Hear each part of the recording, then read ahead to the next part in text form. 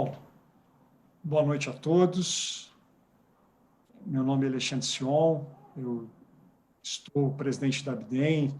Eu entrei exclusivamente para dar as boas-vindas aos palestrantes que nos honraram em participar desse evento. Espero que que esse seja de muitos outros que a gente possa fazer juntos.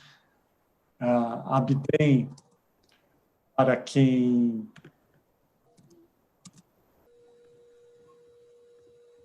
para deixar o áudio lá e eu acabei de fazer essa bobagem, então me desculpe. Então, para quem não sabe, a Abdem, a Associação Brasileira de Energia e Meio Ambiente, é uma associação que congrega profissionais de diversas áreas, não só advogados. O Gustavo estava falando aqui, antes da gente começar, que nós temos muitos engenheiros e outros profissionais, o que muito nos honra. Quero carinhosamente agradecer ao Marcos, ao Pedrosa, ao Tiago, ao Bernardo, por aceitar esse convite e que vocês tenham um excelente evento para discutir um assunto de extrema importância. Então, o Gustavo é um dos fundadores da associação, nosso secretário-geral e presidente de comitê, que lá na associação nós temos diversos comitês temáticos. Então, a palavra é com você, Gustavo. Muito obrigado e boa noite a todos.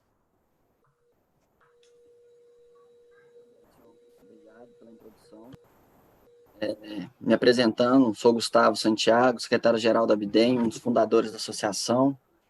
Estou como presidente do Comitê de Geração Distribuída da Abdem. E hoje, desde já, agradeço, né, a presença aqui de todos vocês, do Pedrosa, do Tiago, do Bernardo, do Madureira,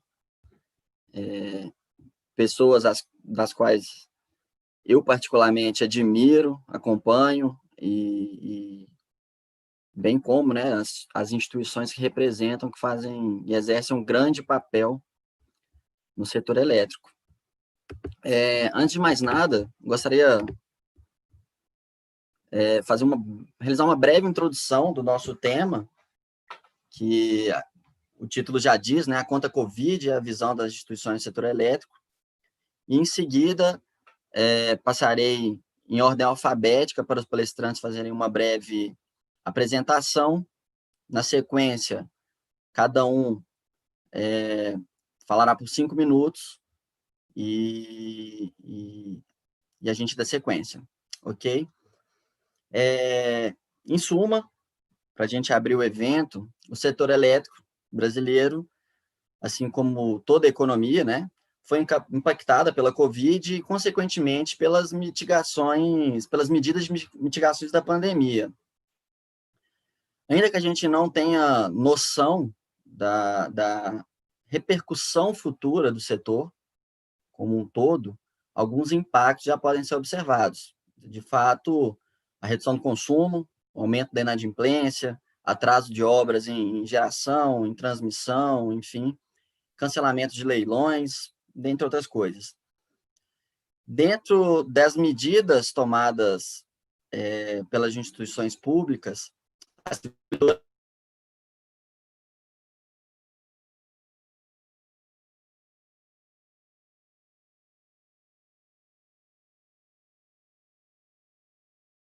as transmissoras, por sua vez, fatalmente sofrerão algum impacto também, uma eventual inadimplência no encargo de uso de transmissão do sistema. Já vem enfrentando, a gente está acompanhando as dificuldades relacionadas às obras, né, que a gente tem visto prefeitos, governadores, enfim, descumprindo decreto federal, né, como serviço essencial. E as comercializadoras e os consumidores, sempre naquela, a princípio, tá, e em regra, o que a gente tem visto em uma discussão de flexibilidade, validade de contrato, mas, de modo geral, as conversas estão sendo amigáveis e pouco judicializadas, né?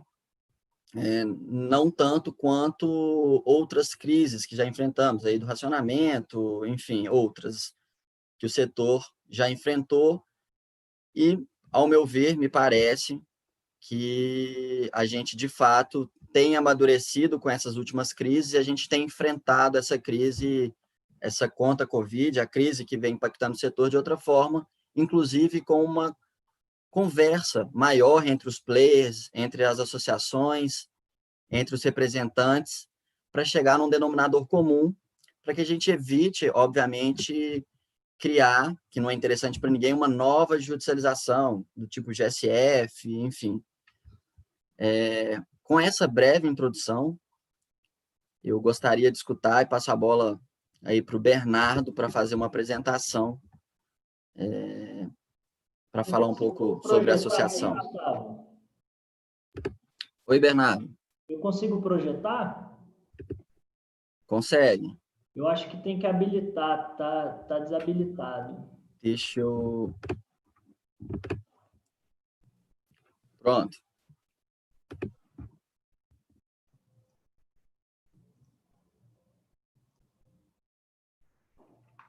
Posso tocar?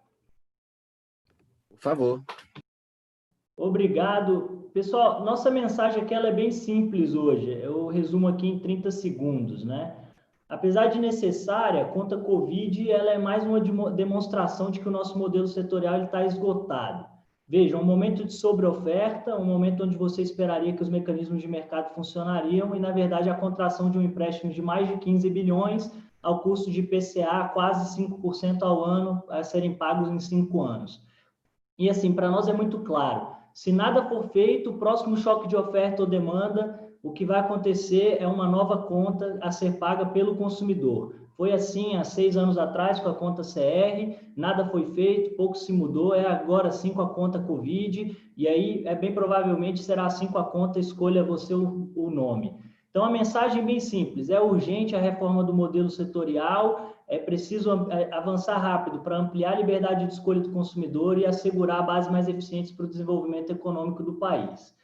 Eu queria que, primeiro, dar uma boa noite para todo mundo, mas agradecer a Abdem pelo convite, me sinto muito honrado, essa é uma discussão muito relevante, dominou a agenda de todo o setor nesses últimos meses, é um prazer poder discutir isso, e até particularmente no meio dessas feras todas, é um grande desafio. Eu, quando descobri que era por ordem alfabética, confesso que me questionei por que minha mãe não me chamou de Zeca, mas está dado o desafio, sigo aqui e vou tentar ser o mais breve possível. Tinha me programado para falar 10 minutos, sei que é 5, vou tentar aqui ficar nos minutos.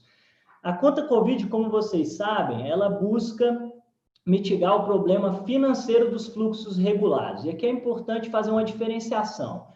A conta Covid ela vai atacar a questão financeira, não a econômica. Ou seja, ela tem um aspecto conjuntural e a questão estrutural ela vai ser endereçada, está em discussão na ANEEL. Essa é uma pauta seguinte da conta Covid. Os efeitos da pandemia eles ainda são muito incertos, principalmente no longo prazo. E aí notem, os dois principais problemas que a conta Covid tentou endereçar, quais foram? Redução do consumo e aumento da inadimplência.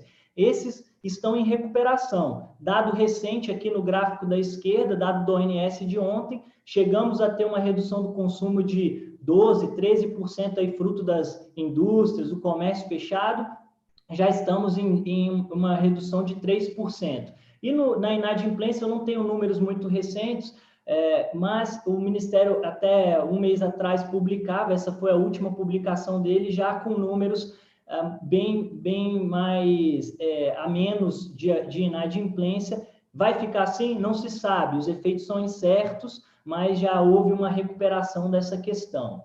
E, enquanto isso, o Mercado Livre ele vem encontrando suas próprias soluções. A conta Covid ela busca endereçar a questão dos fluxos regulados. Existe um outro mundo, que é o mundo do Mercado Livre, 30% do consumo do país está nesse mercado, e esses contratos do Mercado Livre, eles, na verdade, o mercado teve que encontrar suas próprias soluções. Nós, por exemplo, na Abracel, estimamos um prejuízo da ordem de 5 bilhões de reais apenas com a redução do consumo advinda desses contratos no Mercado Livre, fruto de acionamentos de cláusulas de flexibilidade. Ou seja, o que acontece? O consumidor se contratou, ele tem lá no contrato a possibilidade de reduzir 10%, 15%, 20%, 30%, e ele acionou essas cláusulas. Um cenário de pandemia que não era previsto várias contrapartes acionaram essas cláusulas, né? E isso traz um prejuízo, uma pressão de caixa, principalmente no segmento de comercialização. E aqui não estou incluindo, por exemplo, eventuais inadimplências, diferimentos ou parcelamentos, mas o mercado ele tem buscado as suas próprias soluções, principalmente amparado no que o próprio Gustavo falou, a questão do respeito aos contratos. Aí trago uma frase do nosso diretor-geral da ANEEL, André Pipitone, que diz: o cristal do setor que não pode ser arranhado é o respeito aos contratos. Então, foi muito nesse princípio que o Mercado Livre tem buscado encontrar suas soluções e tem dado grandes sinais de amadurecimento. Essa é uma outra frase que vem do nosso secretário de Energia Elétrica, Rodrigo Limpe. Nesse sentido, também vem buscando encontrar suas próprias soluções até algumas das distribuidoras, né? Uma questão que, não sei se todos perceberam, mas nem todas as distribuidoras aderiram à conta Covid, 3 das 53 não aderiram, Cooper Aliança, Forcel e João Cessa. As 3 são pequenas distribuidoras, elas são de um mercado muito pequeno, estão lá no sul do país, mas elas têm um fator em comum também, a possibilidade de compra de energia no Mercado Livre, que é facultado pela lei. E aqui trago um artigo da semana passada do professor Edivaldo Santana, que fez uma abordagem muito interessante sobre esse tema, recomendo a leitura, onde ele diz que as pequenas distribuidoras mostram a razão da livre escolha, ser o melhor caminho, né, a diferença entre ativos e passivos. E aqui, muito curiosamente, depois de ler esse artigo, até fui atrás de entender um pouco das razões que motivaram a empresa a não aderir, e encontrei uma nota da Cooper Aliança bem interessante que acho que retrata esse conceito, né? Diz lá o presidente da Cooper Aliança: estudamos a proposta e entendemos que a medida não vai nos beneficiar, estamos conseguindo manter nossas obras e nossos atendimentos. Uma dívida agora não seria conveniente, até porque mais tarde o empréstimo cairia sobre os consumidores. Então, está lá a frase do Reginaldo de Jesus, presidente da Cooper Aliança, que eles, curiosamente, até se intitulam lá no site a primeira distribuidora cooperativa a migrar para o Mercado Livre em Santa Catarina. Achei bem interessante, fica a sugestão. Mas é isso, algumas também têm buscado suas soluções, mas é claro, esse é um problema estrutural. E o setor ele não é robusto a choques de oferta e demanda, isso está bem claro. Não é, as outras distribuidoras têm que aderir por um problema mesmo de fluxo de caixa. Isso é um problema central, porque você, ao resguardar o fluxo de caixa das distribuidoras, que são um pulmão do setor, você resguarda todo esse fluxo de contratos do setor elétrico, isso é bem importante. Agora, o que falta hoje e por que não estamos preparados para esses eventuais choques de oferta e demanda? Porque faltam flexibilidades nas gestões de contratos regulados, está em muita discussão agora, faltam incentivos para que os consumidores reajam de forma adequada. Pergunta aqueles que nos assistem agora, qual foi, na sua residência, o estímulo que você teve para reduzir o seu consumo nesse momento de pandemia, né? E falta liberdade para que os consumidores tomem suas próprias decisões. Esse foi um empréstimo que você não tem opção quando você está na sua residência, você é obrigado a tomá-lo. Eu, por exemplo, preferiria não pagar os juros, preferiria pagar à vista, mas isso foi uma questão que foi imposta. Aqui está só um retrato, não vou entrar no detalhe, porque eu já estou aqui estourando meu tempo, mas que mostra que a conta CR e a conta Covid, elas tinham diferenças, origem da crise diferente, mas assim, o que você percebe é que distribuidoras por vezes estão sobrecontratadas, por vezes subcontratadas. Não avançamos com a modernização e aí o que resulta sempre tem uma conta nova a ser criada para cair no colo do consumidor.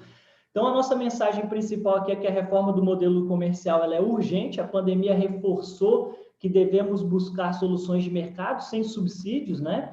Hoje nós não estamos preparados para atender o presente, não estávamos preparados antes da pandemia, a pandemia veio mostrar ainda mais, acentuou isso, e quem dirá o futuro? Um futuro que já é realidade em vários países, nós estamos atrás, questão do armazenamento, do carro elétrico, da automação.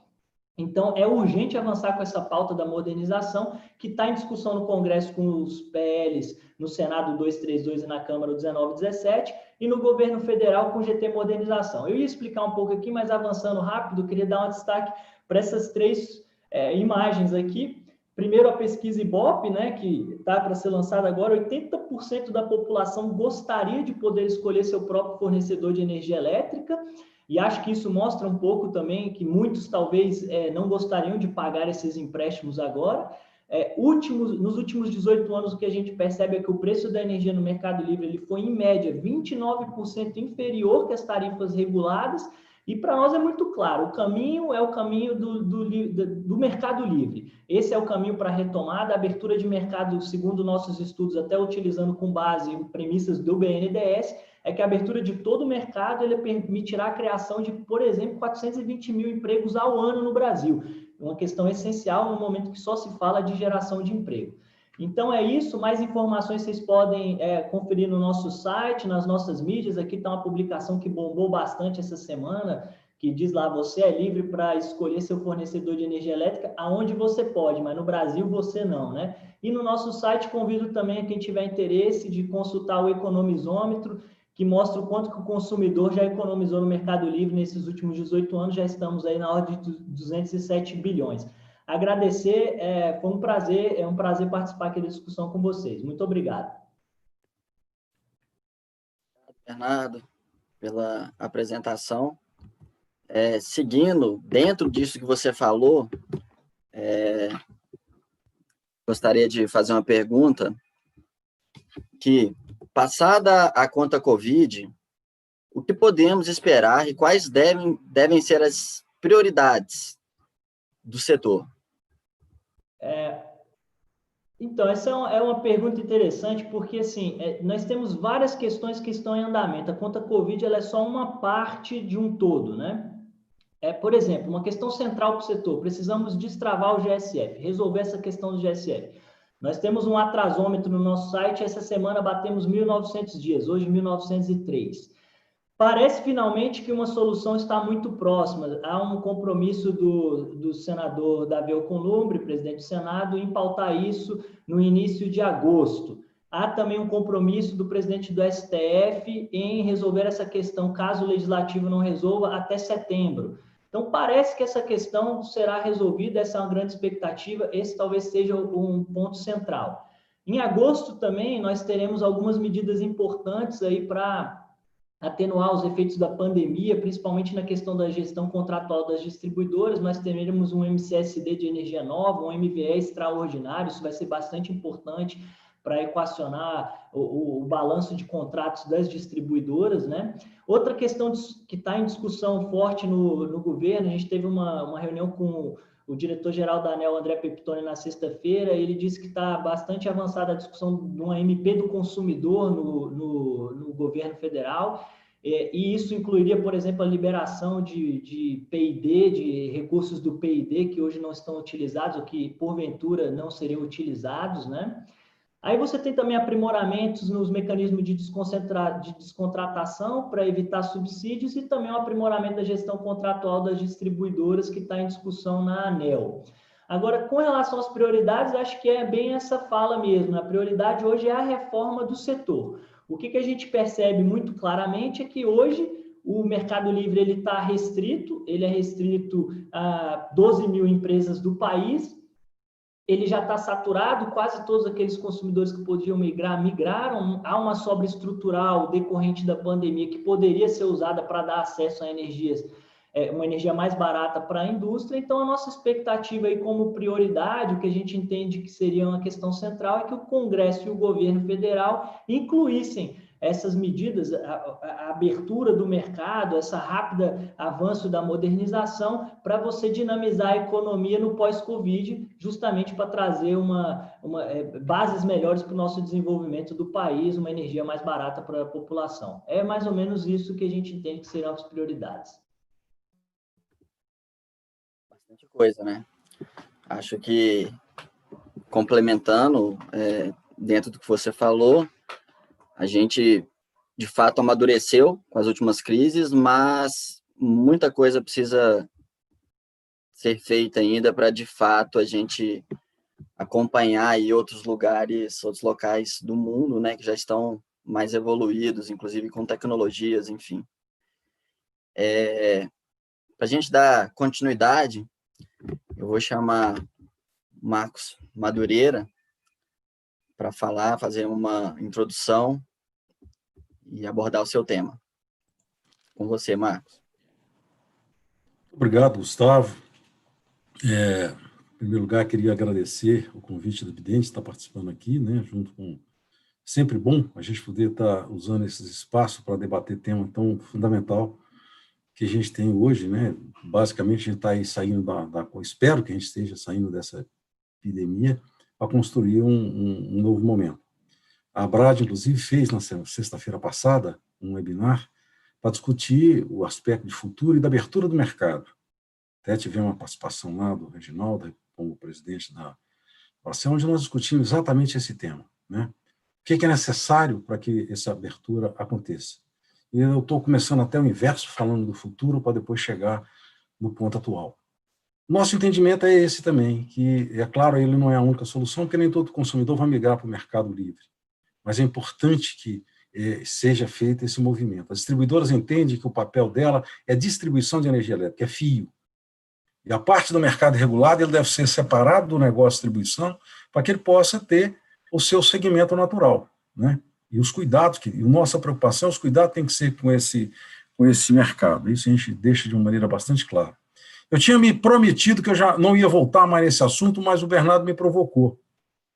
Realmente, Bernardo, esse econômetro que faz aí, ele mostra um valor que os consumidores que migraram pagaram a menos, mas ficou uma conta para os consumidores do mercado regulado. Na medida que se sai do mercado livre, por exemplo, e larga no mercado, se sai para o mercado livre, se deixa no mercado regulado, os contratos com térmicas que fazem o lastro para o sistema elétrico, que atende não só o mercado regulado, mas também o mercado livre, você está deixando um ônus para esse consumidor. E parte dessa economia foi, inclusive, da conta CR. Os consumidores que estavam no mercado regulado tiveram que pagar, e aqueles que migraram para o mercado livre não tinham esse valor a ser pago. Mas eu acho que isso é passado.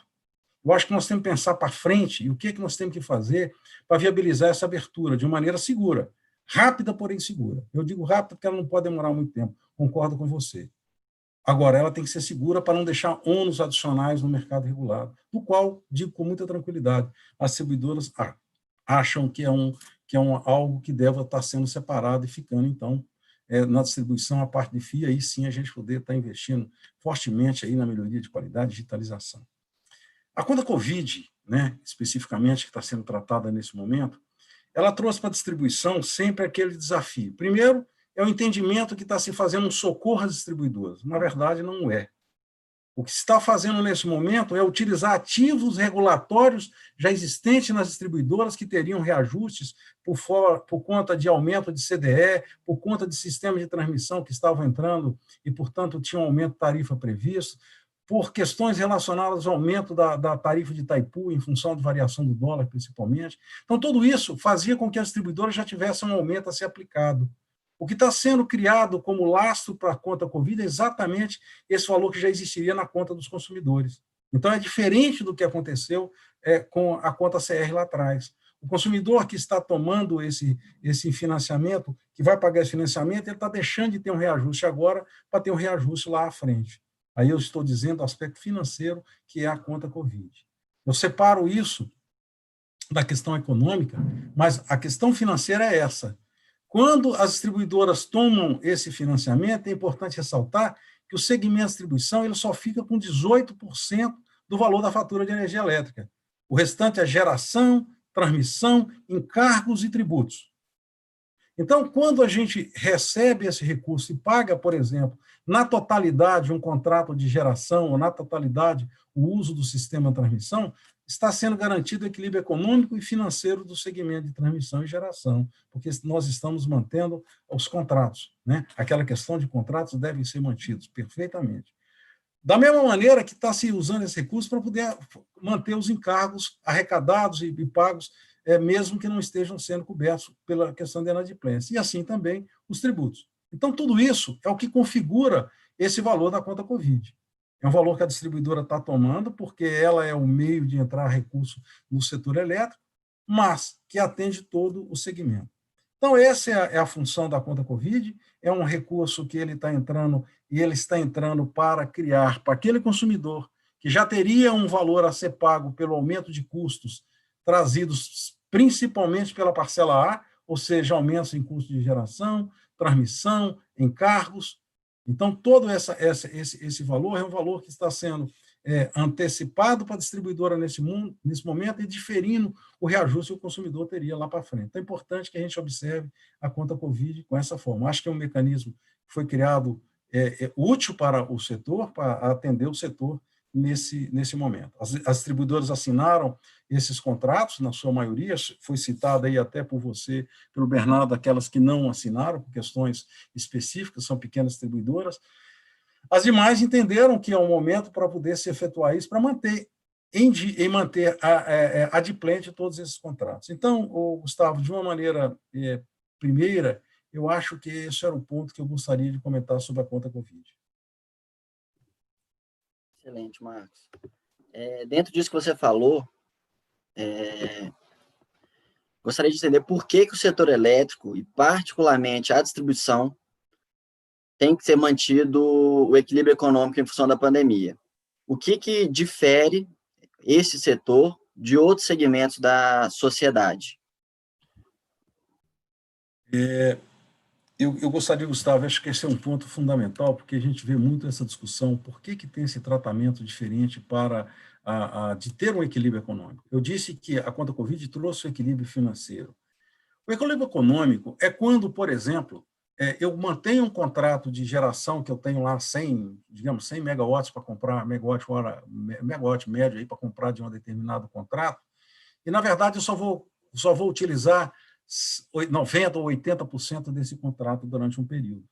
Eu estou pagando 100%, a distribuidora está pagando 100% desse contrato, mas ela só está usando 80%. Então, essa diferença que significaria uma sobrecontratação, e é uma sobrecontratação que é involuntária, porque ela não é oriunda de nenhum movimento de responsabilidade da distribuidora, ele tem que ser coberto.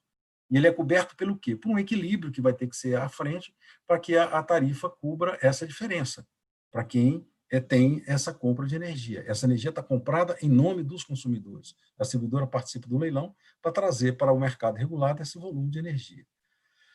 Da mesma forma que, se eu tenho uma redução do meu contrato, do mercado, a parcela que remunera a distribuidora, os seus custos operacionais, os seus investimentos, é a chamada parcela B, que é aquela que é feita também em função de um mercado. E se esse mercado cai, ela está tendo uma receita menor do que aquela que fosse prevista. Só que ela não tem como diminuir as suas despesas, ela não tem como reduzir os ativos que já estão colocados, ela não reduz o seu custo operacional, em alguns momentos até houve aumento desses custos operacionais. Então, assim, os custos continuam os mesmos. Então, ela tem que ter a condição desse equilíbrio econômico. E por que existe essa necessidade? Isso é muito interessante, né? Eu vou falar aqui numa casa que tem predominantemente advogados, não sou advogado, sou engenheiro, mas vocês me permitem estar citando a legislação.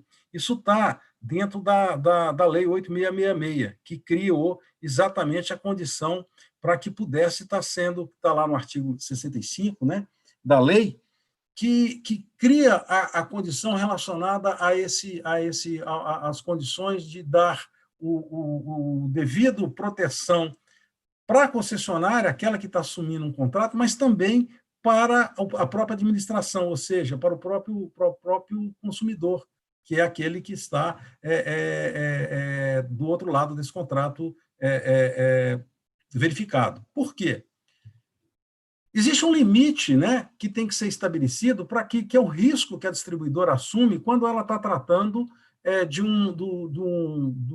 variações do mercado e que, portanto, está dentro daquele valor que ela considera dentro da concessão. Mas aquilo que é fora, se constitui uma área extraordinária, ele não pode estar dentro do contrato. Se assim estivesse, os valores que normalmente as pessoas estariam pagando por esse seguro adicional seriam muito maior. Então, por isso, a própria legislação, né, estabelece nessa questão da 866 para poder se fazer esses contratos de concessão, é que esse fator não seja considerado.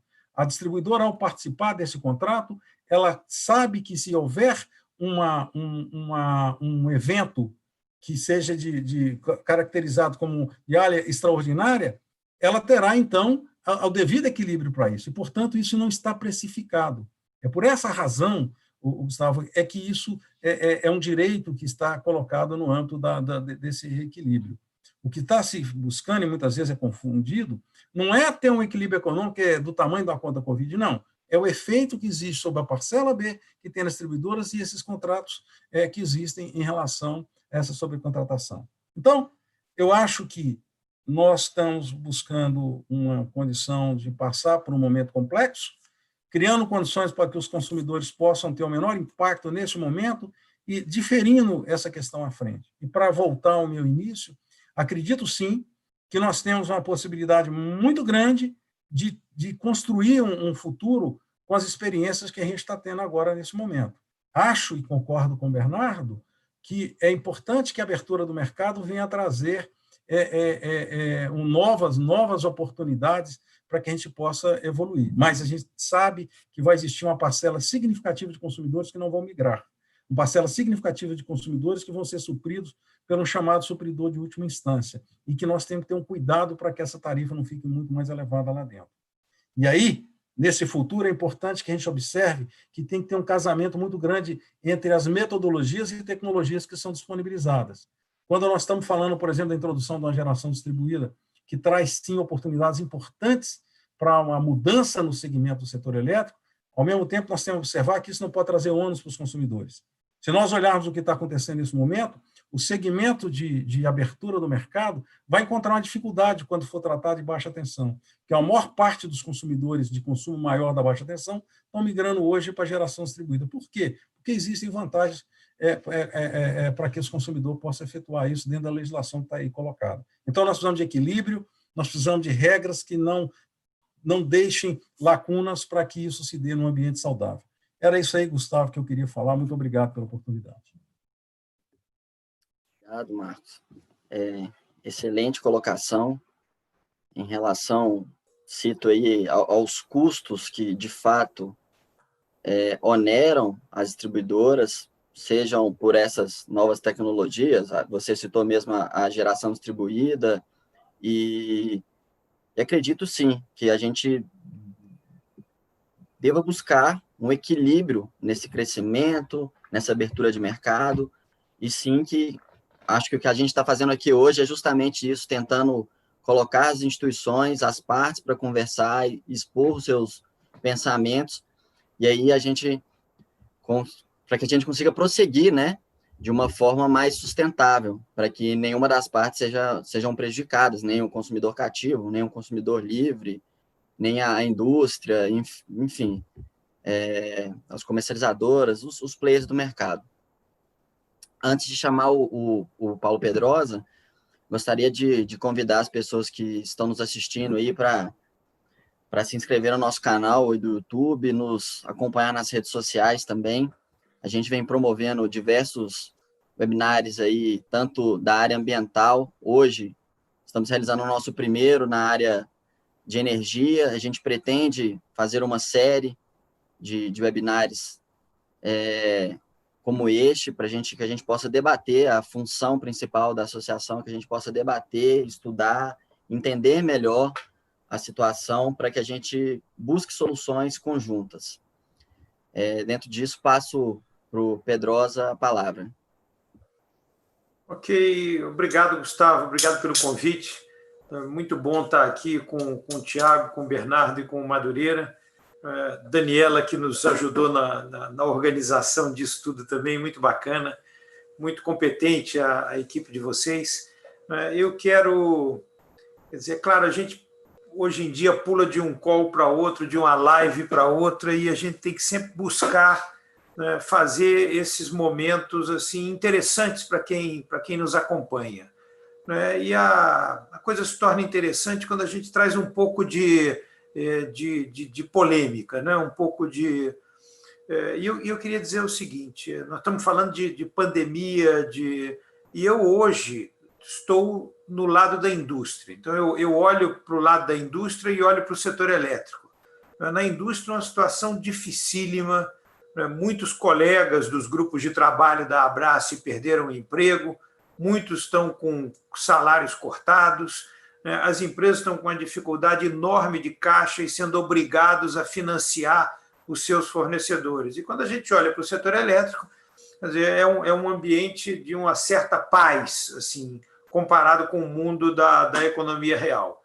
Então, é claro que o setor elétrico é diferente, ele tem regras, ele tem proteções, mas a primeira reflexão que eu trago é, digamos, até que ponto essas proteções, né, correspondem ao mundo moderno, e até que ponto elas não perpetuaram questões do passado. Quer dizer, no passado você tinha um mantra que dizia que os investimentos do setor eram capital intensivos. Então, quando você jogava todo o risco para o consumidor, era bom para o consumidor porque a energia ficava mais barata. Mas agora nós estamos vivendo num momento de quase juros negativos na economia do mundo, o que faz uma reflexão necessária sobre essas proteções do setor elétrico, obviamente sem quebra de contratos. E a minha reflexão vai também ao ponto de dizer, ok, contra a Covid, importante, mas o setor elétrico, vamos olhar para ele, eu tenho repetido isso, porque é muito importante comunicar, o setor elétrico, se fosse um brasileiro, seria um brasileiro obeso, sedentário, fumante, e cardíaco, provavelmente. Então, vem a pandemia, esse brasileiro tem que ficar em casa com o maior cuidado, porque ele é grupo de risco. Mas a pandemia um dia vai acabar. E quando essa pandemia acabar, esse brasileiro vai ter que mudar a alimentação, se matricular numa academia, parar de fumar, porque o problema dele é muito maior do que o problema da pandemia. O risco dele morrer durante a pandemia, de um ataque cardíaco, de diabetes, é muito maior do que morrer de Covid. E o setor ele está doente. O Brasil está se tornando o país da energia barata e da conta cara. E por que isso está acontecendo?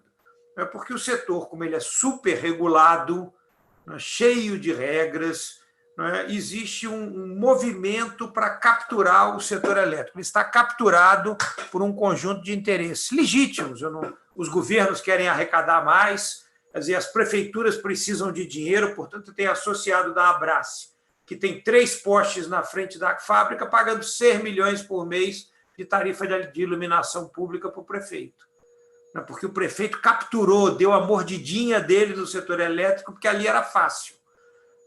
Mas é muito. A comunidade de desenvolvimento científico, de pesquisa, morde bilhões do setor elétrico em fundo de P&D que não volta para o consumidor, fundo de eficiência energética que não volta para o consumidor. Todos tiram a sua casquinha do setor e mais da metade do que a gente paga são outras coisas. Os próprios agentes do setor, buscando proteção e buscando, é claro, quer dizer, estou olhando para o Tiago aqui, se eu sou um transmissor, eu quero que o governo faça leilão, porque eu tenho a minha equipe, eu tenho o meu capital, eu tenho o meu, então eu quero leilão, se eu sou um gerador, eu quero leilão para vender no leilão. Quer dizer, se esse vai ficar ocioso, ou se tem um problema, ou se o mercado caiu, mas o leilão, para mim, é a regra do jogo. Se eu sou um fabricante de equipamento de PCH, eu quero que o governo coloque uma cota para a energia de PCH para eu vender o meu equipamento. Se eu sou um gerador de geração distribuída, eu quero fazer as minhas fazendas solares e criar um app de computador que eu vou cadastrar consumidores residenciais para receberem a minha energia. E nesse modelo eu vendo energia a R$600 o megawatt-hora. Tem um negócio que chega a 40% de rentabilidade ao ano. Em compensação, eu joguei para os outros consumidores pagarem o serviço dos geradores que estão firmando essa energia, e os custos de transmissão e de distribuição e os encargos setoriais que não estão sendo pagos. Isso é ilegítimo? Não. Se eu fosse um investidor numa empresa dessa, eu digo, vamos fazer painel solar, vamos fazer app de telefone, vamos cadastrar consumidor para comprar a nossa energia, que está bom. Mas acontece que aquilo gera uma conta e essa conta os outros pagam. Então, é a mesma história. Nós pagamos o carvão de Santa Catarina, nós pagamos o diesel do sistema isolado, nós pagamos o subsídio ao baixa renda, e o baixa renda precisa do subsídio. Mas agora o governo que está falando e os parlamentares em aumentar a isenção. Ótimo, claro que tem que aumentar a isenção. Mas aumenta, joga na CDE, a CDE é uma caixa preta, cai para a indústria pagar. E o perverso dessa história toda, a CDE é proporcional à energia consumida, basicamente. Então, ela pesa mais sobre a indústria que usa muito mais energia do que transporte, do que fio. Então, a gente tem algo que tem natureza tributária, olha, está a reforma tributária aí, algo que tem natureza tributária, porque resolve uma política pública, mas que tem uma alíquota que é maior sobre a indústria e que não é compensada nas cadeias produtivas. Então, a sociedade paga isso, a sociedade paga porque ela, quando a dona de casa compra o frango congelado, aquilo ali é mais eletrointensivo do que o alumínio. E quando compra o alumínio, quando compra o rejunte para reformar um banheiro, quer dizer, a sociedade paga e o setor tem oportunidades que estão desalinhadas do interesse do consumidor. Meu grande amigo Bernardo, a abertura do mercado é fantástico, mas o que aconteceu com a abertura do mercado? Eu tinha 2, 3 mil megawatts vendendo energia para consumidor A1, quando abriu o mercado, esses mesmos megawatts indenizaram os contratos e passaram a vender para consumidor A4. Então, você não gerou 1 megawatt a mais de energia para o sistema, mas gerou, digamos, 2 mil megawatts vezes 8.760 horas no ano, vezes R$40 a mais de subsídio. Ótimo para o comercializador que fez esse negócio. Ele não tem culpa, ele não é responsável. Ele identificou a oportunidade, ele aproveitou. Mas virou CDE, a indústria pagou. Então, a mensagem que eu quero trazer é uma mensagem de assim, alerta. O setor tem um problema muito maior do que o Covid. O Covid são 15 bilhões. O subsídio da energia renovável vai ser 7 por ano, mais 3 que a gente paga de imposto sobre o subsídio da energia renovável. Então, assim, os problemas do setor são muito maiores do que a Covid. Se nós não fizermos uma agenda de enfrentamento e de eficiência para que o transmissor, o gerador, o distribuidor, o comercializador estejam todos alinhados em ter um sistema que produz energia competitiva para o país, a gente vai ter a captura dessa riqueza numa enorme conspiração entre os agentes do setor, os governos e o universo político para fazer o bem localizado em troca do mal distribuído, e vai chegar num ponto, com as novas tecnologias por fora pressionando o sistema, que isso tudo vai entrar em colapso. Porque vai ficar mais barato eu simplesmente me desconectar do sistema do que participar desse sistema em que eu estou alimentando dezenas de agentes que todos eles dão uma pequena mordidinha naquele valor que poderia chegar na sociedade na forma de uma energia mais barata. Então, para tornar esse nosso debate mais animado, é essa a minha contribuição inicial. Excelentes colocações. De fato, são temas que precisam ser abordados, por mais que sejam polêmicos. Como você bem disse, o Brasil se tornou o país da energia barata e da conta cara, né? E dentro disso que você falou, apesar da gente não ter visto grandes reclamações a respeito de quebra de contratos durante a pandemia, ainda persistem as reclamações sobre os custos em se preservar essa segurança, né? Essa eficiência do sistema, enfim. Como equilibrar segurança jurídica com o aperfeiçoamento do setor na velocidade que as novas tecnologias se impõem? Como que os consumidores enxergam a questão da segurança e, ao mesmo tempo, da sustentabilidade dos investimentos? Bom, isso é quase uma outra palestra que talvez eu precisasse de alguns dias para me preparar, mas de bate-pronto eu digo o seguinte, quer dizer, e tomando um cuidado enorme, porque às vezes as pessoas me acusam de estar pregando o caos, mas eu digo o seguinte, respeitar contratos, você tem que ler o contrato para respeitar o contrato. Muitos contratos têm cláusula de distrato, muitos contratos têm cláusula de força maior, muitos contratos têm penalidades que podem ser exercidas. E, além disso, os contratos todos permitem uma negociação. Assim, o entendimento é que a rapidez em se encontrar uma solução para, por exemplo, não para os distribuidores, que esses até agora não tiveram nada, estão só pegando dinheiro para pagar os outros, mas a rapidez de se olhar para o problema de geradores terminou assim, até impedindo alternativas de uma negociação que poderia acontecer. Quer dizer, eu acho incrível geradores estarem recebendo 100% da receita por uma energia que não está sendo consumida quando eles poderiam tranquilamente negociar um diferimento, como acontece no Mercado Livre, para receber essa energia lá na frente, quando o mercado voltasse a crescer, sendo compensados por todos os custos desse processo, porque o consumidor vai pagar agora por uma energia que ele não está recebendo e lá na frente vai pagar outro, e o gerador ainda pode querer fazer um outro investimento para receber, para vender no leilão seguinte. E os agentes do setor, em determinadas situações, eles botam um pé no mundo da economia real e um pé no setor. Digamos assim, o BNDES deu uma contribuição extraordinária para o setor, para a economia brasileira, adiando o pagamento de empréstimos na pandemia. Portanto, em termos teóricos, um gerador que o setor elétrico garantiu 100% da receita, ao contrário de uma indústria que perdeu isso, e, ao mesmo tempo, ele foi no BNDES e teve a postergação dos pagamentos, ele ficou com caixa. Quer dizer, no cenário de pandemia, ele ficou capitalizado com dinheiro barato, porque ele recebeu. Isso aconteceu com transmissores também. Quer dizer, isso é razoável? Quer dizer, não seria adequado que tivesse havido uma negociação para que esse benefício fosse compartilhado com os consumidores dele, ou não fosse entregue para esse setor, fosse entregue para outros?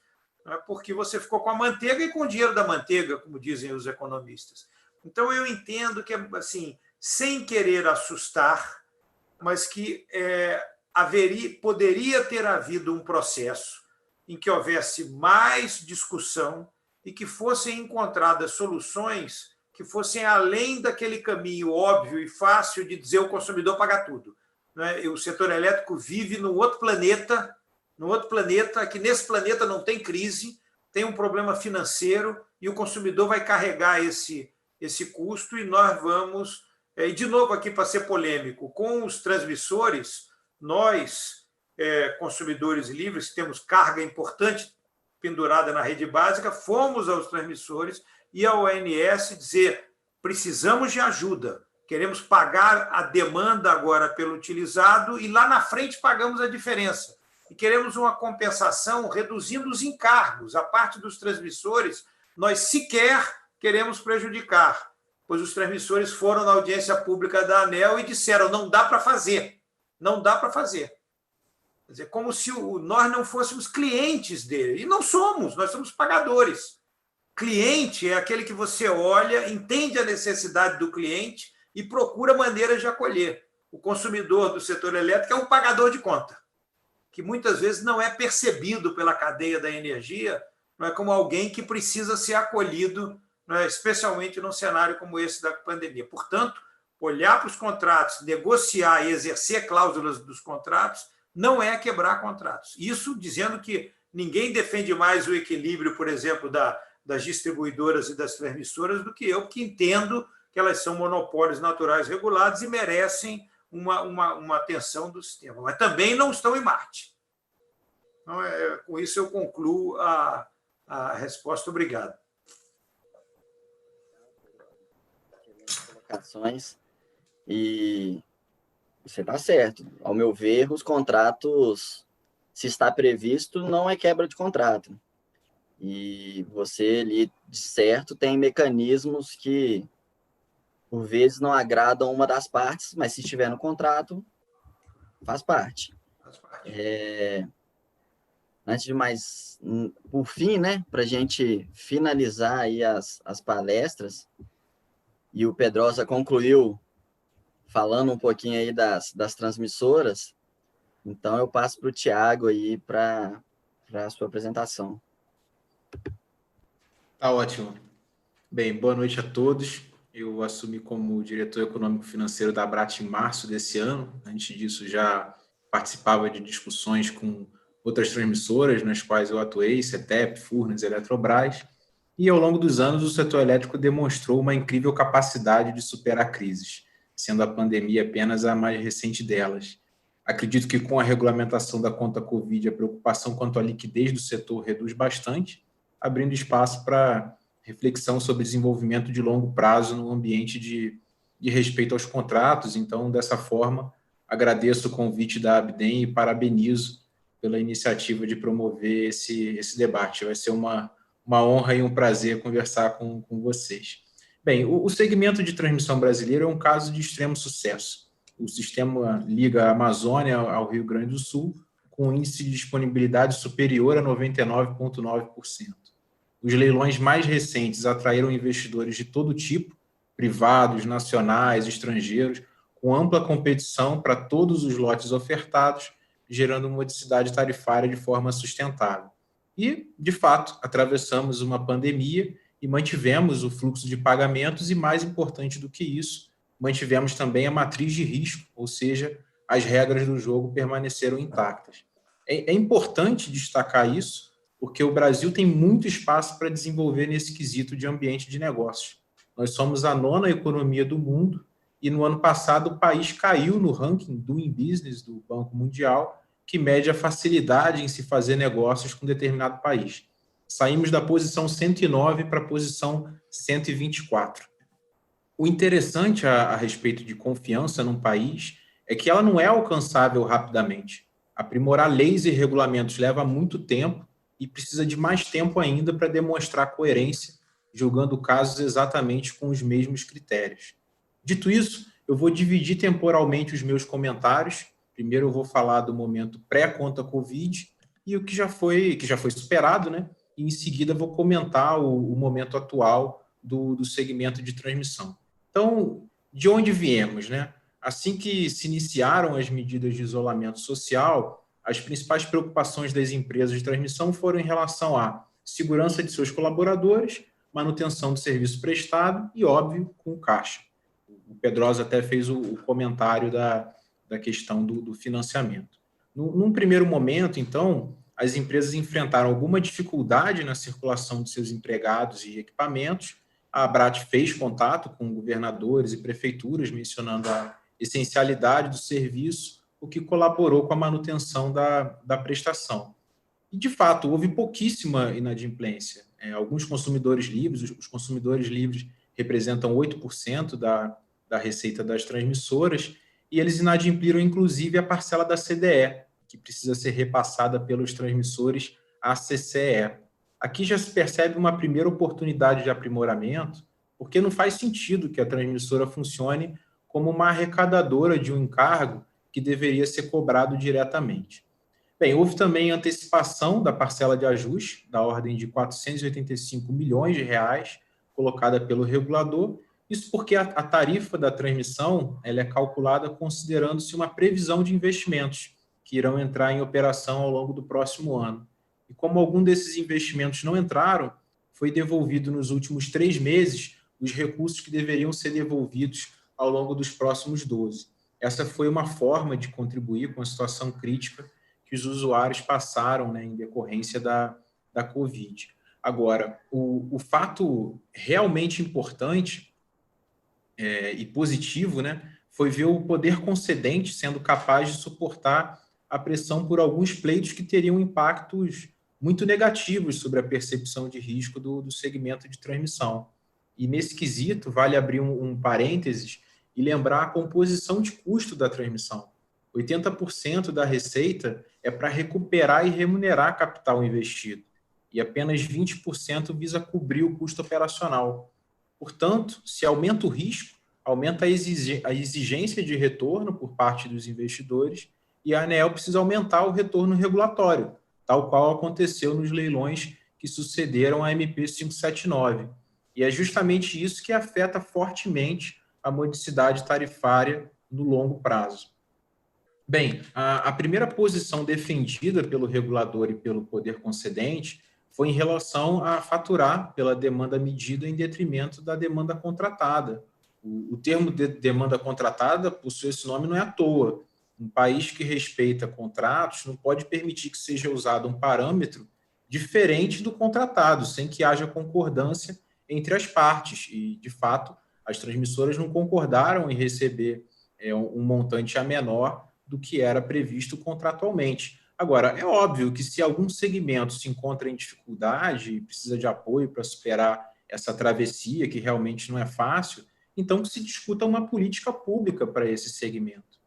O outro pleito que eu gostaria de destacar foi em relação ao custo financeiro da conta Covid. Alguns argumentavam que ele deveria ser rateado por todos os segmentos. E o argumento era de que a conta Covid permitiria manter a adimplência de todo o setor e que, portanto, faria sentido dividir o custo financeiro com todos. Ora, eu confesso que eu nunca vi um caso em que alguém precisasse pagar juros para receber em dia.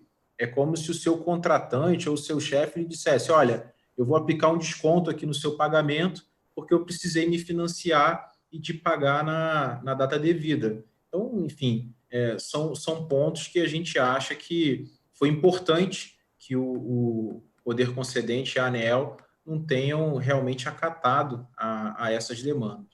Então, em relação à situação criada pela Covid, eu posso dizer que as transmissoras realmente ficaram satisfeitas por não ter sido imputado a elas nenhuma perda que não tivesse prevista em contrato. E acho que isso certamente terá um impacto bastante positivo no momento de retomada.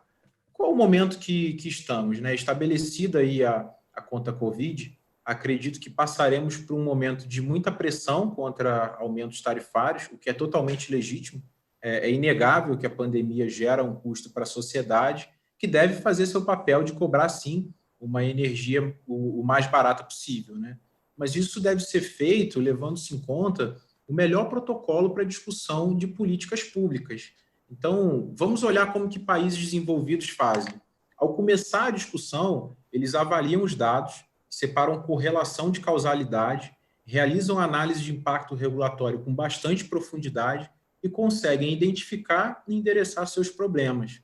No Brasil, a gente não pode cair na armadilha dos diagnósticos superficiais.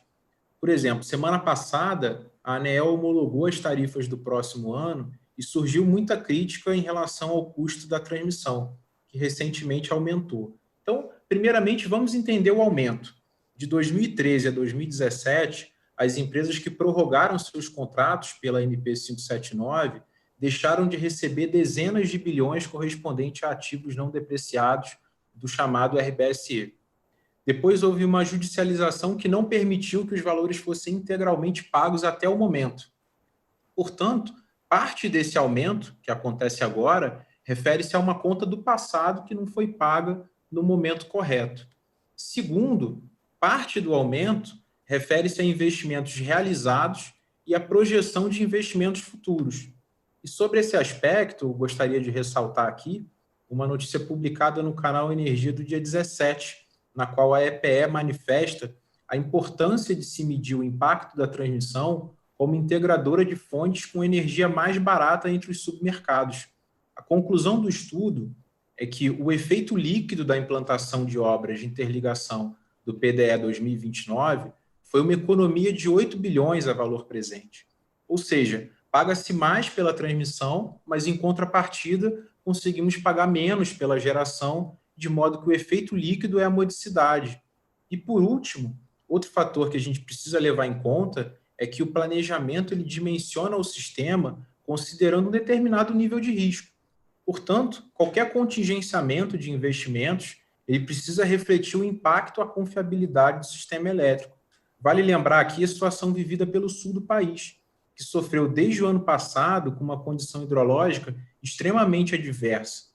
E se não fosse essa interligação, os seus consumidores certamente estariam hoje em racionamento.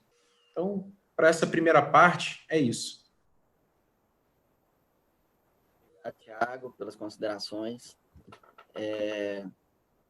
Dentro disso que você falou, uma vez regulamentada a conta Covid e superado o risco de inadimplência do segmento, quais são os principais riscos e temas do segmento de transmissão?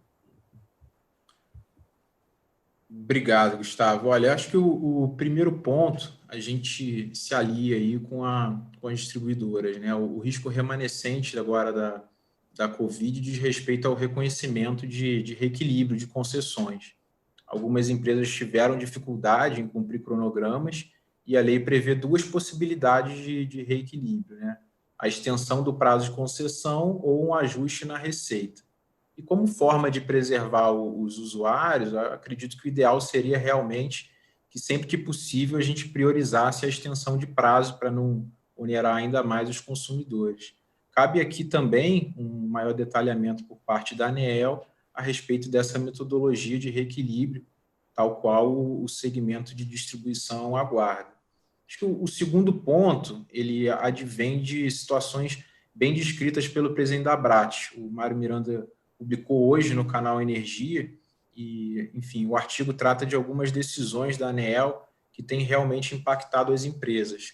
O primeiro deles, o regulador reclassificou recentemente obras de reforço como melhorias após o momento permitido, né, que seria anterior à emissão da autorização pelo próprio regulador reconhecendo essas obras como reforço. A portaria do MME 215/2020 deixa isso claro, bem como a legislação que já existia anteriormente a ela, né?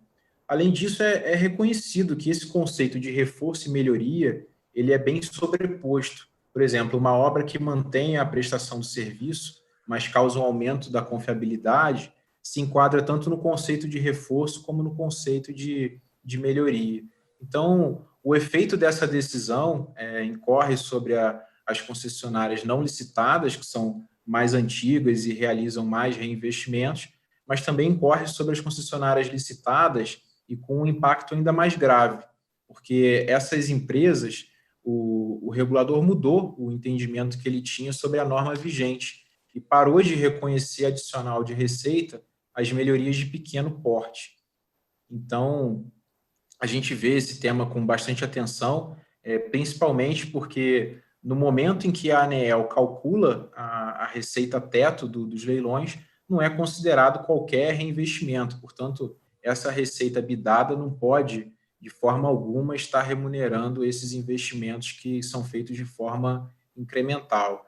É claro que se há algum comportamento inadequado por parte de alguma empresa na classificação dos gastos, ela deve ser primeiramente orientada e, em última instância, até mesmo punida. O que a gente não concorda é que tratem de forma igual os empreendedores diferentes, né? Será que realmente 58% dos investimentos foram classificados errados? Enfim, nos parece que há espaço para aprimoramento dessa questão.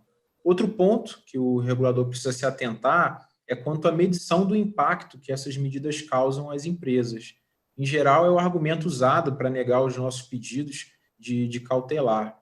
E um tema como esse, ele pode até causar um impacto pequeno se a gente olhar para o histórico, mas se a gente observar a necessidade de investimento futuro, ele pode não ser desprezível, né? Há muita renovação de ativos totalmente depreciados pela frente, conforme aponta o PNE 2050, e outro ponto é que esse impacto ele pode ser pequeno na média, mas se a gente olha para uma determinada empresa, esse impacto pode ser, sim, significativo. E para terminar aqui de forma positiva, eu gostaria de comentar a respeito da atração de investimentos para o setor, né? A Abrat tem acompanhado vários movimentos do Legislativo que trabalha com uma proposta para atrair fundos de pensão, cuja a aderência com o propósito do segmento de transmissão é imensa, né? Ambos pensam em baixo risco e retorno de longo prazo. Nesse sentido, a Abrat sugere que os contratos sejam licitados com prazo de 40 anos, no lugar de 30, porque isso propicia maior aderência com o interesse dos próprios fundos, maior aderência também com a vida útil regulatória dos equipamentos, além de gerar modicidade tarifária, né? Tudo mais constante, a gente estima que haja uma redução de 5% nos valores bidados, né? Então, além disso, a gente alerta que, para que o regulador avalie a questão do custo de capital de terceiros, né? A gente observa que houve uma mudança no perfil de captação, agora as dívidas são muito mais pré-fixadas, de modo que fazer revisão tarifária a cada 5 anos pode incorporar um risco no lugar de mitigar. E, por fim, eu deixo aqui o meu apelo quanto à questão ambiental, não só porque os investidores se preocupam com essa dimensão também, mas principalmente porque o meio ambiente importa para essa e para as futuras gerações. Obrigado e pela atenção e um grande abraço. Obrigado, Thiago, pelas palavras. Excelente apresentação. Eu vou tomar liberdade aqui, antes da gente passar para as perguntas, a Daniela já selecionou algumas, de perguntar se alguém tem alguma consideração final sobre algum tema específico. Gustavo, você vai fazer as perguntas e depois a gente fala ou a gente falaria agora? Eu podia fazer a pergunta. A gente pode fazer as perguntas agora, mas se vocês preferirem, a gente abre um espaço para vocês falarem mais uns minutinhos aí para algumas considerações finais. Acho que podemos dar oportunidade para o público, depois, se puder, só um agradecimento final da minha parte. Sim. Então, Daniela, por favor. Bom, boa noite a todos. Vou me apresentar, eu sou Daniela Giacobo, eu sou consultora ambiental de energia e eu estou colaborando com a ABDEI como coordenadora de eventos, então me deu muito prazer organizar junto com o Gustavo esse evento e ter a presença ilustre dos senhores. Parabéns pelas apresentações. E nós temos, na verdade, muitos cumprimentos, muitos parabéns pelas apresentações, mas tivemos apenas uma pergunta. Eu acho que talvez as explanações tenham sido, as apresentações tenham sido claras o suficiente. Mas, de qualquer forma, então, eu vou fazer essa pergunta que nos veio pelo Leandro Andrade. Ele pergunta para o Dr. Paulo Pedrosa qual é a sua opinião sobre a notícia de que o Congresso pretende alterar o PL do gás para incluir térmicas inflexíveis, ele coloca âncoras de demanda de gás. E aí ele pergunta, inclusive, sobre a aplicação de subsídio cruzado do setor elétrico para o gás, enfim. Excelente pergunta. Excelente pergunta. Primeiro, o Congresso eu não diria que o Congresso pretende. Eu tenho conversado assim constantemente com o relator, o deputado Laércio, que é uma pessoa muito preparada e vem de um estado que vai se beneficiar muito com o novo mercado de gás, né? E eu percebo, pelo contrário, no governo e no Congresso, né, uma visão de que o substitutivo aprovado na Comissão de Minas e Energia e que está para a relatoria do deputado Laércio representa a convergência possível e necessária para o desenvolvimento do mercado. Eu mesmo teria adorado o acesso, digamos, à rede básica do gás para as indústrias, mas entendi que isso levaria a um conflito com o segmento de distribuição que impediria o avanço das discussões. A indústria química queria o gás matéria-prima no projeto, os autoprodutores queriam especificidades para os autoprodutores, os comercializadores, né, entendem que a função da comercialização podia estar melhor detalhada, mas todos nós convergimos numa direção, né, e o que a gente vê agora é um debate que tenta reabrir a discussão, que já se consolidou, promovido pelo segmento que não participou dessa grande convergência, né, e querendo trazer para o setor de gás vícios que nós comentamos no setor elétrico, inclusive para o setor elétrico. Quer dizer, é óbvio que se eu pegar o mapa do Brasil e colocar uns alfinetes aqui, com térmicas de 3.000, 4.000, 2.000 megawatts, e com isso eu lastrear a construção de gasodutos pela âncora do consumo das térmicas, eu viabilizo o gasoduto, mas eu vou encarecer a energia elétrica. Então, eles tentaram, via subsídio do Tesouro, do dinheiro da saúde e da educação, o movimento agora é tentar do consumidor do setor elétrico, porque, afinal, a caixa sem fundo, paga tudo, mais da metade da tarifa já não é energia, por que não pendurar mais um sonho de algum segmento? E dizer o seguinte, acabou a época de você vender um sonho, né, enrolado na bandeira nacional e dizendo que aquilo ali vai provocar o desenvolvimento do Brasil. Quer dizer, o brasileiro será atendido, né, com a eficiência do setor, né, com soluções inovadoras, com gás de bujão que vai cair muito de preço, com gás em caminhão, liquefeito ou comprimido, com redes locais, e essa integração acontecerá ao longo do tempo, quando ela for necessária. Quer dizer, seria, digamos, como se nós fôssemos reverter ao início da indústria automobilística e nós disséssemos o seguinte: o Brasil precisa da indústria automobilística.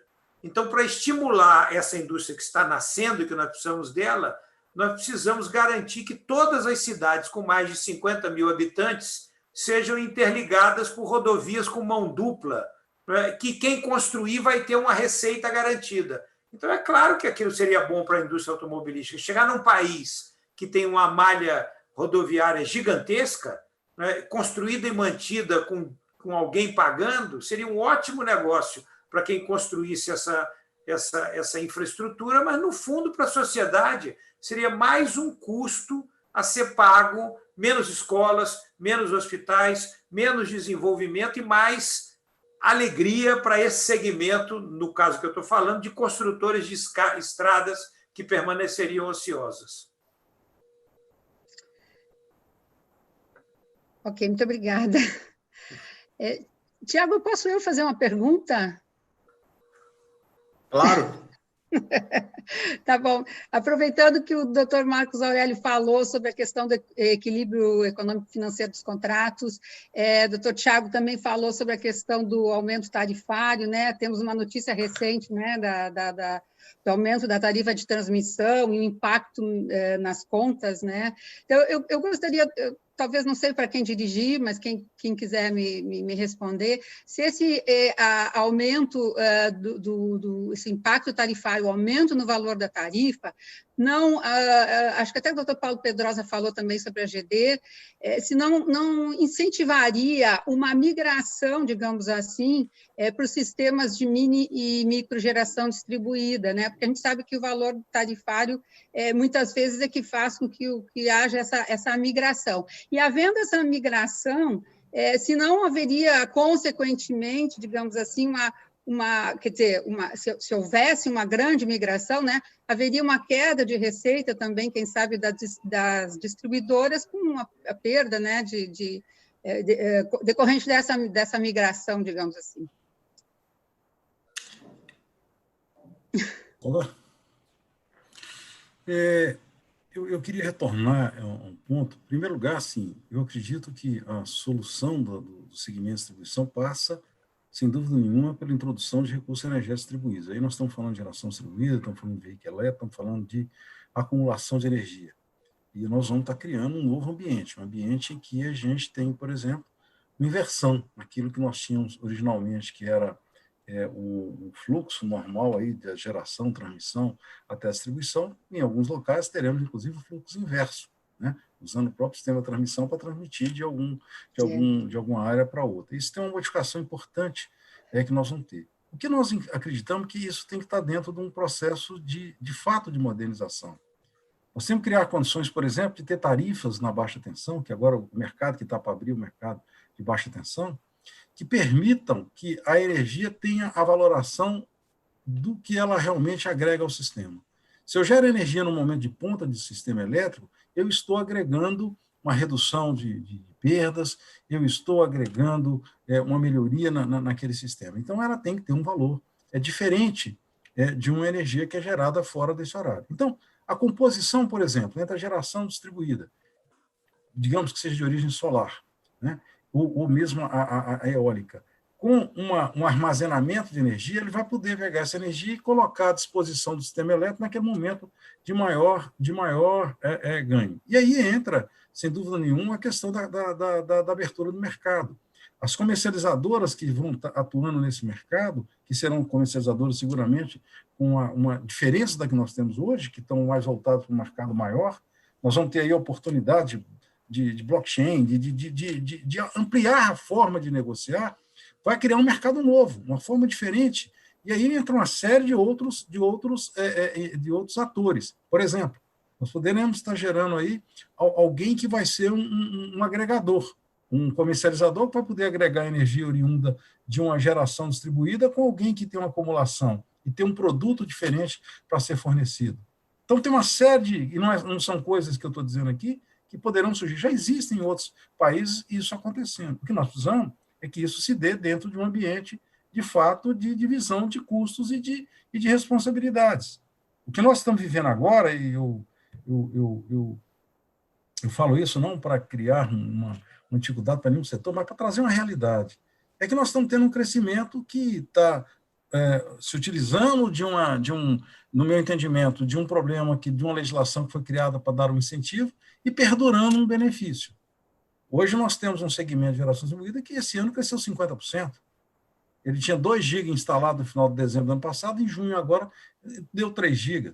Isso significa no entorno de 1,5 bilhão de subsídios que estão sendo pagos pelos demais consumidores. Isso é bom para o segmento? É, mas só que está, inclusive, criando, como eu comentei anteriormente, um mercado restrito e que impede, por exemplo, que na hora que a comercialização for buscar comercializar com esse consumidor, não vai ter mais consumidor grande de baixa tensão para comercializar, porque todos eles já vão estar dentro desse segmento. Então, ter uma responsabilidade e, ao mesmo tempo, ter o ganho daquilo que uma fonte, daquilo que um sistema possa trazer, é o que acho que a gente tem que trabalhar para o futuro. Dessa forma, cada um vai poder ter o seu ganho, talvez não tão grande quanto está tendo agora, mas seguramente terá ganhos, mas não estará causando dificuldades para outros segmentos, até para a introdução de novas tecnologias. Se eu tenho, por exemplo, uma geração distribuída que tem um sistema elétrico como uma bateria para acumular energia para ela sem custo nenhum, para que vai ter a introdução de um sistema de acumulação que vai ter um custo e que vai trazer talvez o mesmo benefício? Então, esses são pontos que a gente tem que refletir para que a gente possa estar caminhando no futuro. Nós não podemos, e aí eu concordo absolutamente, vou citar aqui o Paulo, não podemos continuar aumentando custos, nós não podemos continuar jogando dentro da CDE, por exemplo, mais encargos. Ninguém aguenta isso. Isso só se transforma em uma condição de nós termos aí uma energia mais cara que possa estar existindo. Né? Se nós olharmos o que é o custo de o custo de geração, o custo da transmissão, né? e a distribuição e parar por aí, nós estamos falando de uma conta que é no torno de 50%. O restante são encargos e tributos. Não dá se nós queremos ter um país que efetivamente caminhe para ter eficiência, nós temos que parar para poder olhar isso. Esse é o momento para poder olhar. E, seguramente, com todas as tecnologias que possam trazer ganhos. Desculpa aí eu ter estendido. Madureira, eu queria pedir uma parte a você, se a Daniela permitir, pode ser uma parte rápido? Então, o gesto ali... Então, eu queria dizer o seguinte, a eficiência está em ter o menor custo possível, mas também em alocar esse custo a quem deu causa. Quer dizer, a gente estava comentando aqui, a transmissão está tendo essa maravilha de conectar energia barata. Agora, o que acontece? Se essa energia barata que é conectada, ela muito provavelmente seja incentivada para atender GD, que não paga transmissão, portanto, todo aquele custo vai pagar para o consumidor que não comprou a energia. Então, você criou um nicho ali que o transmissor tem a receita dele, porque a transmissão aumentou, e isso é, lógico, super correto, é do direito dele, que alguém capturou uma renda vendendo uma energia mais barata e dividiu um pouquinho daquilo com o consumidor, mas o outro consumidor, provavelmente uma indústria, que não está consumindo essa energia, está tendo a transmissão dele aumentada, porque esse negócio aconteceu na cadeia da energia. Então, são esses modelos que a gente precisa olhar para eles e, sem quebrar contratos, desmontar isso daqui para frente. Era esse breve à parte. Obrigado, Madureira.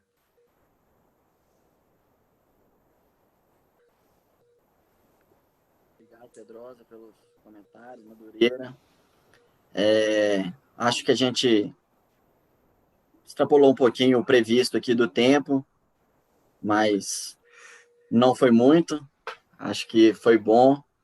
Excelentes colocações, sempre aulas à parte, né, dos palestrantes, com muito conhecimento, trazendo muita informação, muita experiência, né, para os debates, e, de fato, acrescenta muito a discussão, acrescenta muito esse debate entre as partes, ele precisa ser realizado. Eu acredito, pessoalmente, que a ausência, por vezes, de conversa mesmo entre interesses distintos nos afastam de uma solução ideal para o setor como um todo e acabam criando essas bolhas, né, intermináveis que o setor tem, né? Exemplo, a CDE, que foi diversas vezes citada, que ela virou uma coxa de retalhos que tudo o que acontece no setor, no final das contas, cai dentro dela. E não só do setor, né? O que agrava ainda mais. Acho que dentro disso a gente pode encerrar. Agradeço a participação de todos vocês. Foi muito bom. E se alguém tiver mais algum comentário final, fique à vontade. Gustavo, se puder, eu queria fazer uns comentáriozinhos finais, coisa rápida. Claro, Mas, fica à assim, vontade, eu queria Bernardo. primeiro fazer um pouco de coro ao que o Paulo Pedrosa acabou de falar sobre o PL do gás. Paulo é nosso coordenador do Fórum do Gás, e o que a gente vê agora é que essas propostas que surgiram, principalmente nessas últimas semanas, elas não são novas, elas vêm daqueles que furtaram ao debate lá atrás, são estratégias protelatórias e que simplesmente propõem a continuidade de um modelo que claramente não deu os resultados pretendidos, agora com uma proposta pior, de universalização para empurrar esses custos, né, de um monopólio desregulado para toda a população. Então, o gás, hoje, o que a gente percebe é que o PL do gás ele tem uma oportunidade de ouro no curto prazo para avançar na Câmara. O presidente Rodrigo Maia tem dado sinalizações de que isso vai para debate agora em agosto. E o que tem lá é uma proposta muito clara de abertura de mercado em todos os elos, porque claramente, assim como no setor elétrico, um nó em um desses elos você pode prejudicar todos os objetivos pretendidos, né? E aí, um pouco do que está em debate é uma visão mais liberal e uma visão dessa continuidade do papel do Estado, que é importante que o parlamento se debruce e decida, mas não nos parece razoável, principalmente agora no cenário pós-pandemia, com várias urgências e várias demandas da sociedade, que a gente busque a perpetuação desse modelo que não deu os resultados, e estamos muito confiantes nesse consenso que já foi obtido entre nós ali do Fórum, entre produtores, transportadores, entre governo, em torno do texto possível. Também só para aproveitar, Gustavo, agradecer a você, agradecer principalmente a Daniela, aí, que teve trouxe visões distintas, mas também algumas convergências bem importantes. E eu vou me centrar numa aqui que eu achei muito boa. O Madureira trouxe uma questão central, que são as medidas regulatórias necessárias para abrir o mercado da baixa tensão. De fato, muitos não vão migrar, a experiência internacional mostra isso, mas é importante que lhes dê a possibilidade, a liberdade de escolha. Mas a gente lá na Abracel, nós estamos debruçados bastante em estudar essas questões como a separação fio-energia, servidor de última instância, o varejista, e acho que temos uma oportunidade de ouro, junto com os distribuidores, de avançar numa pauta comum, né? Avançar nessa questão que é central e importante para a modernização do nosso setor. Então, eu queria só terminar com essa fala, que foi bem animado, mas eu vejo aí um futuro de sucesso. Gustavo, agradeci a associação no início, queria agradecer pessoalmente agora a você e a Daniela também. Parabéns, o evento foi ótimo. E registrar aqui o meu apoio à fala do Madureira e do Pedrosa, do Madureira em relação ao impacto que os tributos, os impostos têm realmente na conta final. Acho que a gente precisa realmente pensar agora no âmbito da reforma tributária, se faz sentido cobrar tanto imposto assim da energia, será que não era mais inteligente cobrar de outra forma? E a fala do Pedrosa também em relação a subsídios, né? É uma pena que hajam subsídios sem data limite, porque eu acho que dessa forma criam-se grupos de interesse para perpetuar a existência desses subsídios, o que em nenhum momento é desejável. Obrigado, uma boa noite. Eu também quero assim, agradecer, né? Foi muito bom estar aqui com esse grupo, pessoas que eu tenho grande respeito. Gustavo, você que nos coordenou, e Daniela, pela competência com que ela conseguiu nos reunir aqui e provocar esse evento para troca de informações. Obrigado, contem comigo. Eu acho que já falei um bocado, mas eu quero agradecer. Só agradecer essa oportunidade. Eu acho que esse tem sido um ponto interessante, né? Eventos como esse são importantes, né? Nos fazem com que a gente possa parar um pouquinho, dedicar temas e que a gente, com certeza, vai construir coisas melhores aí no futuro. Muito obrigado, Daniela, obrigado, Gustavo. Eu queria também aproveitar e agradecer ao Alexandre, né, que nos recebeu aqui hoje, a Associação BD nos recebeu e nos deu esse espaço para falar. Uma boa noite a todos e agradeço aqueles que estão nos acompanhando aí, acho que pelo YouTube, né, e que sem dúvida nenhuma, são partes fundamentais do que a gente está fazendo. Agradeço a todos vocês, palestrantes, pela disponibilidade, pela qualidade das palestras, né? Daniela, pela presteza de sempre, com muita dedicação, foi ótimo. E principalmente aos telespectadores, vamos dizer assim, quem está nos assistindo, que pelo chat vi aqui, gerou alguns comentários, mais comentários do que perguntas, mas sempre enaltecendo as falas, as palavras e o que vocês colocaram para a gente, que a gente pôde aprender um pouquinho mais hoje sobre o setor. Em breve realizaremos outros eventos, que a gente possa novamente conseguir trazer pessoas que de fato representem áreas específicas do setor elétrico, para que a gente possa assim construir, né, algo melhor para o setor como um todo, como disse o Bernardo e outros aí, e outros palestrantes, temos convergências. De fato, existem convergências entre as partes e, por vezes, mesmo os envolvidos estando de acordo com o mesmo fim, com a mesma finalidade, por vezes, a gente vê que aí, por decisões políticas ou outras, não sai como os verdadeiros impactados querem ou desejam, né, para o mercado. E assim a gente finaliza já praticamente com um novo tema, né, para o próximo webinar, e eu acho que a gente já pode até pensar no webinar aí para falar do gás. Eu acho que é o que está em alta, é o que a gente precisa discutir, em relação, inclusive, aos investimentos, o que isso vai trazer, mas como que a gente tem visto muito, vai tanto de investimento, muito dinheiro, enfim, mas como que isso vai ser recebido pelo mercado, como que a gente vai implementar isso, de fato, de forma equilibrada no setor. Novamente, agradeço todo mundo e acho que a gente encerra por aqui. Obrigado, boa noite a todos. Obrigado, boa noite.